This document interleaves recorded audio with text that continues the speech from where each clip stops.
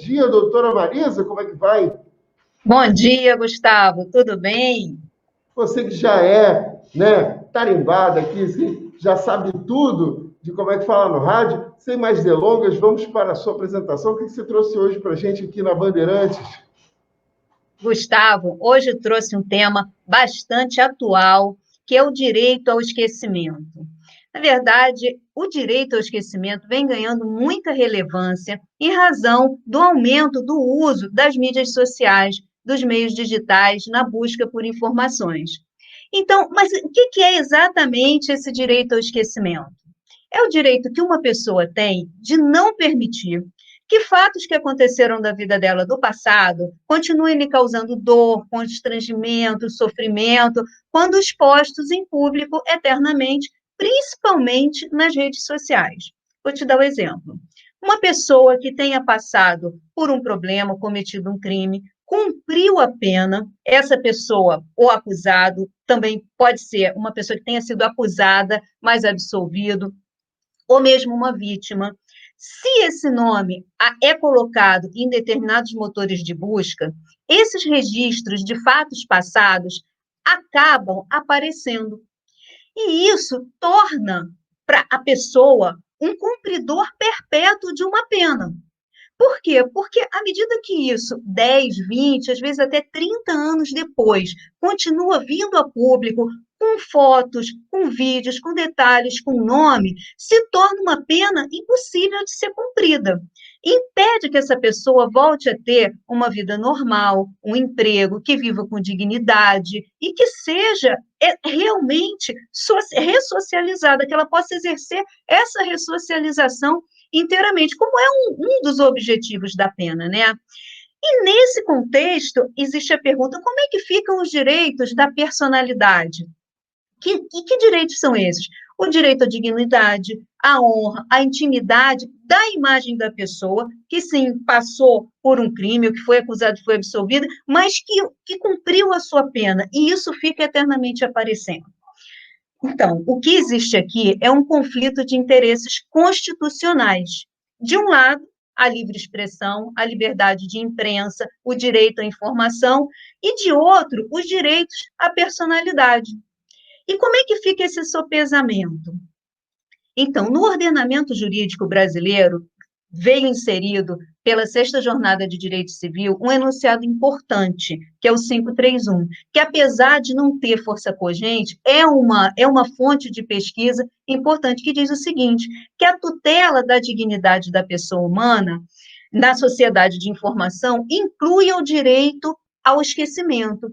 Então, você vê, a própria lei já falou da sociedade de informação, já trazendo a importância de que haja uma reflexão, de que haja um sopesamento desses valores constitucionais. Então, e segundo esse enunciado, a tutela da dignidade da pessoa humana implica no direito ao esquecimento, ou seja, para que esses valores, como a dignidade, como a intimidade, a honra e a imagem, para que eles realmente aconteçam, é preciso que esse direito ao esquecimento também aconteça, também seja pensado e venha às decisões.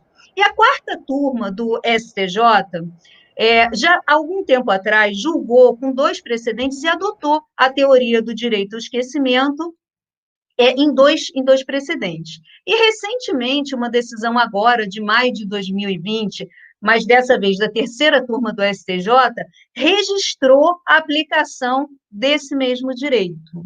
Ou seja, o caso é controvertido, não existe, não é pacificado, mas vamos ver aqui o que essa terceira turma, quando registrou a aplicação do direito ao esquecimento, o que ela argumentou?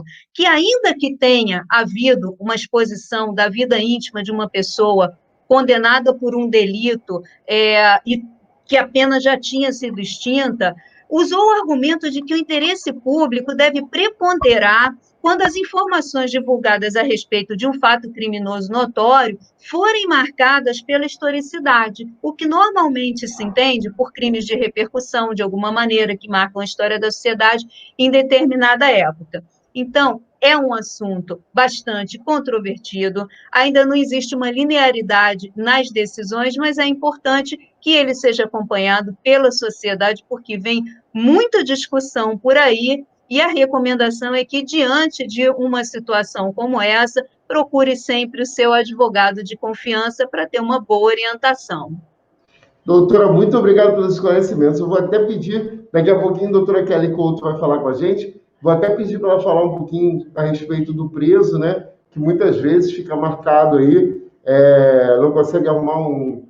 Eu vou pedir, sem querer atrapalhar o tema dela, mas vou pedir para ela fazer um pequeno comentário. E te agradeço muito pelo esclarecimento. A gente viu aí, foi uma famosa que passou por isso, foi a Xuxa, né? Que teve aquele filme com um menor de idade, tendo relação sexual e tal, e ela conseguiu proibir aí a exibição desse filme, né, de forma comercial, né, não tem como proibir a exibição privada, mas ela conseguiu proibir nas redes sociais, nos sites, em tudo, a participação dela nesse filme em que ela faz isso, no começo da carreira dela, né, e vão ter muita gente aí que fez muita propaganda aí para alguns políticos candidatos à presidência e que vão, né, certamente querer que não seja lembrado isso nas redes sociais em lugar nenhum, vou usar esse direito aí para poder apagar da história que um dia votaram determinado número. Muito obrigado pela sua participação aqui no Sabadaço, doutora, e um abraço para toda a equipe da Chavala Advogados. Tem a rede social aí para a gente seguir? Ok, a gente agradece também nossas redes sociais, Arechavala Advogados, pode colocar no motor de busca, estamos aí. Obrigada, Gustavo, pela participação aqui. Até a próxima.